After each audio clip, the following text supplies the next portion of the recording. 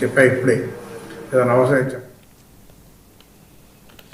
నిర్మల్ జిల్లా తానూరు ప్రాథమిక ఆరోగ్య కేంద్రంలో సీనియర్ అసిస్టెంట్ భీమన్న అవినీతి వెలుగులోకి వచ్చింది.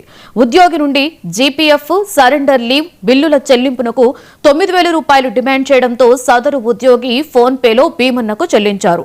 బాధితుడు అనిఫా అధికారులను సంప్రదించడంతో విచారణ అనంతరం భీమన్నను బాయింసా ఇంట్లో అదుపులోకి తీసుకున్నారు. భీమన్న పూర్తి స్థాయి విధులు నిర్వహిస్తున్న బాసరా పీహెచ్సీలో అనీషా అధికారులు తనిఖీ చేశారు.